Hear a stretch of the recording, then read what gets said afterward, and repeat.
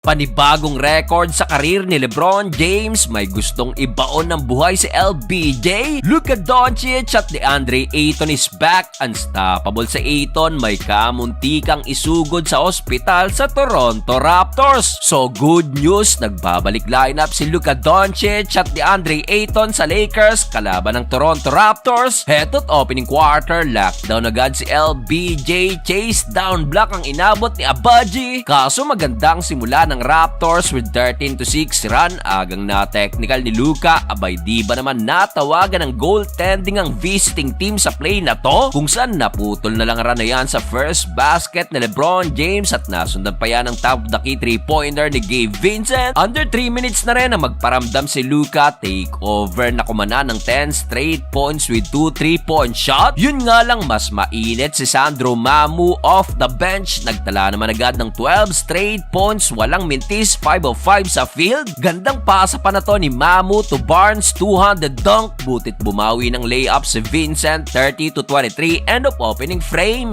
Second quarter, good start for Los Angeles Lakers. 7-2 run. Drew Timme hook shot to the rescue si DeAndre Ayton. Drew Timme again to LBJ naman. Pasok ang first 3-pointer ni Lolo Bron at dahil sa alley-oop layup na to, smart to DA, tumabla agad ang Lakers sa all-30. Well, di pa natapos dyan at lumamang pang purple and gold sa turnaround jumper na to ni LBJ. In transition, nasundan pa yan ng end 1 ni Lolo Bron na meron ng 11 points. Halfway mark, back-to-back Luka to DeAndre Ayton connection, including itong poster alley-oop dunk kontra sa rookie. Drew Timme, maganda pa rin ang nilalaro sa Lakers na libre beyond the arc. Dito, pumalo agad ang lamang ng home team sa 9 points, 45-36. Under 5 minutes, nakakatakot itong nangyari kay Mamus carry fall, butit di napuruhan ng former San Antonio Spurs. Pinagpaglang yan ni Mamu at dito nakabawi agad ng 12-2 run ng Raptors sa panguna ni Brandon Ingram. Nabasag na lang yan dahil sa tres na to ni Luka at nasundan pa yan ng layup ni LBJ na so far naabot na ang another milestone, 51,000 career points. Grabe yun at tinapos pa ni Luka ang first half sa kanyang step back 3-pointer to take the lead again, 54-55 halftime. Start of the third quarter, Marcus Smart pumukol agad ng wing 3-pointer pero Emmanuel quickly binawi agad yan. Luka Doncic pinalipad naman ang depensa sa kanyang flyby at nasundan pa yan ng wing 3-point shot. Kaso may bawi na naman ang Raptors, 11-3 run led by Brandon Ingram na meron ng 19 points. Naputol na lang yan dahil kay LBJ. In transition, wala nang nagawa ang depensa ng Toronto Raptors. Rui Hachimura kumana rin ng wing 3-pointer at under a minute mark, LeBron James naman ang pumukol beyond the arc. Well, dito muling na-control ng Lakers ang laban. LBJ to Ayton, 80-87, end of third period. Fourth and final quarter, take over pa rin si Lolo Bron na agad kumana ng back-to-back basket. Well, dito na magana sa double digit ang labang ng Lakers. Solid din ang pagbabalik ni Ayton na meron ng double-double, 23 points at 10 rebounds. Malaking factor din si Vando this game na may pinakamataas na plus-minus 25 with only 2 points at 9 rebounds. Under 4 minutes, LBJ gustong ibaon ng buhay ang player na to ng Raptors. Sayang nga lang at di na kumpleto yan ni Lolo Bron. Well, dito na magapalalo ang tambak ng Lakers sa 16 points at sa huli, wala nang nagawa pa ang Toronto Raptors. Sa wakas, back on winning track ang Los Angeles Lakers.